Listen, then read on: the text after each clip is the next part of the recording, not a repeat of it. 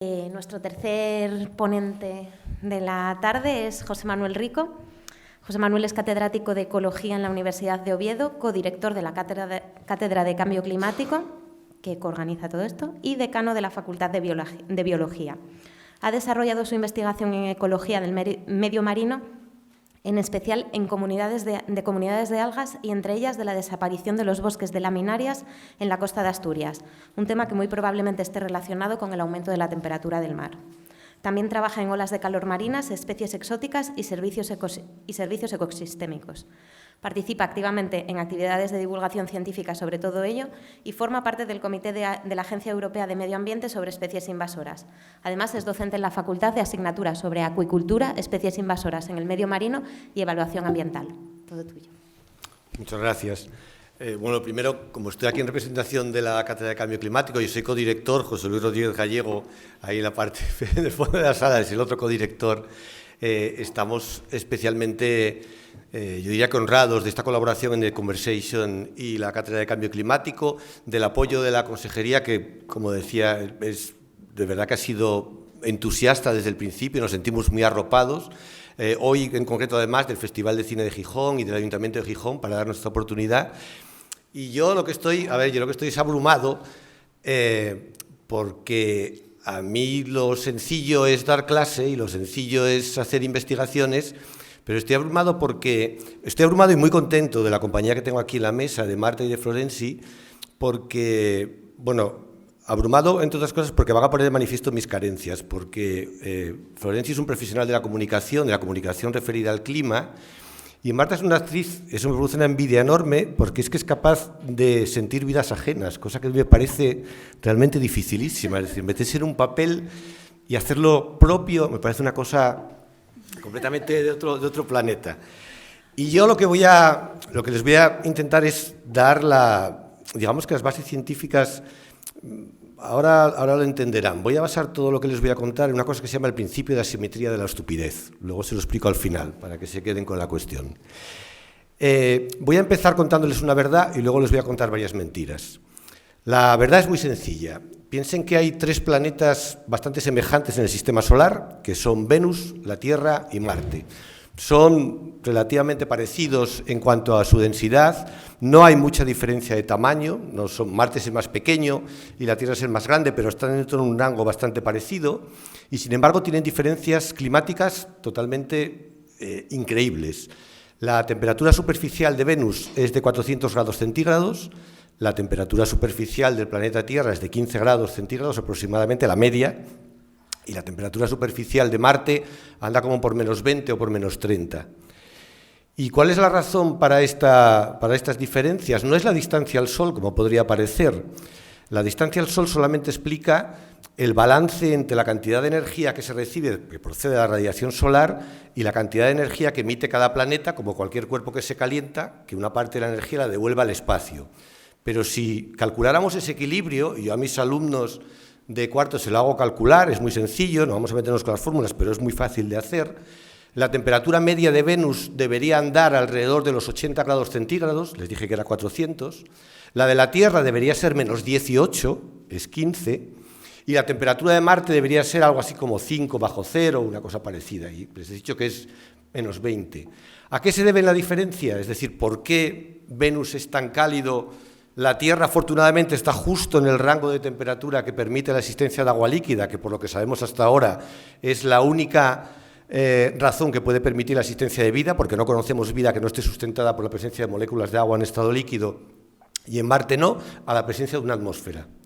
La atmósfera de Venus es alrededor de 100 veces más densa que la terrestre.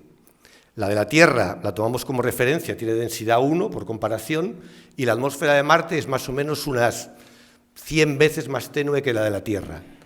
Lo que ocurre es que la composición gaseosa de los 3 hace que la presencia, sobre todo, de gases derivados del carbono, como el CO2 y el metano, que en Venus es mayoritario, forma, no sé si el 80%, en la Tierra se mide en partes por millón, como saben, andamos por 400 y pico partes por millón, en Venus queda muy poco de lo que hay, pero sigue siendo CO2, y el metano lo que hacen son moléculas que tienen una gran capacidad de retención de calor. Bueno, esto que les acabo de explicar es el funcionamiento del efecto invernadero.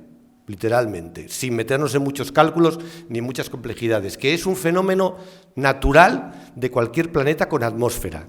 Todos los planetas con atmósfera retienen una parte del calor que emiten, que deberían emitir al espacio para compensar la radiación electromagnética que reciben del Sol, y gracias a eso tienen una temperatura media característica. Ya digo, la de Venus 400, la de la Tierra 15. Este es el hecho cierto. Ahora voy con las 3 mentiras. Primera mentira. El CO2 es una molécula muy buena para la vida. Este es de los argumentos que están utilizando en la actualidad los negacionistas para decir que no nos preocupemos. Es verdad, el CO2 es una molécula muy buena para la vida. Todos los organismos fotosintéticos utilizan CO2 para la producción primaria, para transformarla en carbono orgánico. Por lo tanto, nos dicen, ¿por qué preocuparnos? Cuanto más CO2 haya, más producción vegetal. Y entonces yo les pongo un ejemplo. El H2O, el agua, es una molécula excelente para la vida. Bébanse 50 litros de agua ahora seguidos, verán lo bien que les van a sentar. Es decir, es una cuestión de cantidad. ¿Es una buena molécula? Sí, pero es una buena molécula en la proporción compatible con ese balance térmico de la atmósfera. El clima en la Tierra es el resultado de ese balance tan delicado entre la capacidad calorífica de una atmósfera con una concentración determinada de CO2, la emisión que llega del Sol a la distancia a la que estamos, que son unos 150 millones de kilómetros en promedio, y la cantidad de radiación que emite la Tierra en función de la forma de la esfera, que es que, por cierto, todos los planetas, no les sorprenderá, son esferas. No sé de dónde sacan los terraplanistas que la Tierra es la única que es plana, pero bueno, algún día nos lo explicarán. Entonces, primera mentira, el CO2 no es bueno per se, como ninguna molécula es buena per se. Como decía Paracelso, todo depende de la dosis. Segunda mentira, siempre ha habido cambio climático. Claro, es verdad, siempre ha habido cambio climático, ya lo dijo Florenzi. Lo que ocurre es que, de hecho, fíjense si ha habido cambio climático, que durante un periodo la Tierra no tenía hielos permanentes en ningún punto de su superficie, ni en la Antártida, ni en el Ártico, ni en ninguna elevación sobre el planeta. Cuando se hizo la excavación del Metro de Londres, de los primeros túneles del Metro de Londres en el siglo XIX, a finales del siglo XIX, encontraron fosilizada fauna tropical. Es decir, en algún momento Londres tuvo clima tropical. Y en otro periodo del planeta, más del 90% de la Tierra emergida estaba cubierta por el hielo. Es decir, que ha habido oscilaciones climáticas realmente, como decía Florenzi, radicales, pero es que muy radicales. Claro, pero en periodos que se miden en decenas o en centenares de millones de años. Lo que está ocurriendo ahora ha ocurrido en los últimos 250 años, desde la Revolución Industrial. Fíjense, la concentración de CO2, de ese gas dióxido de carbono que está relacionado con el efecto invernadero en el planeta Tierra, durante los pasados 700.000 años, no subió de 280 partes por millón. Entre la Revolución Industrial y la actualidad casi se ha duplicado. Estamos ya por 450 partes por millón. Por lo tanto, ¿cambia el clima? Sí, pero cambia en la actualidad a un ritmo no comparable con lo que ocurrió en condiciones naturales. Entonces vamos a la tercera falacia, o a la tercera mentira. El cambio climático no se debe a la actividad humana. Entonces, ¿cómo se explica que durante 700.000 años, incluso con la presencia de Homo sapiens sobre el planeta, pero no capaz de utilizar los combustibles fósiles, la concentración de esos gases de efecto invernadero se mantuvo relativamente constante y, en cambio, desde la Revolución Industrial hasta la actualidad, no hacemos más que medir picos continuos de aumento de la temperatura, y que es una consecuencia de ese aumento de la concentración de CO2. Por lo tanto, el problema del negacionismo en la actualidad es que han ido refinando su armamento, y lo han refinado mucho. Y de empezar diciendo tonterías comparables al terraplanismo, han ido buscando argumentos pseudocientíficos para intentar convencer al público. Y ahí está el peligro.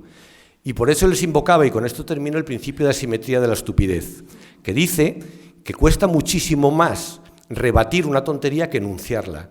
Enunciar una tontería es tan fácil como decir, no existe el cambio climático. Y yo, como pueden ver, para rebatir la tontería he necesitado 8 minutos. Muchas gracias.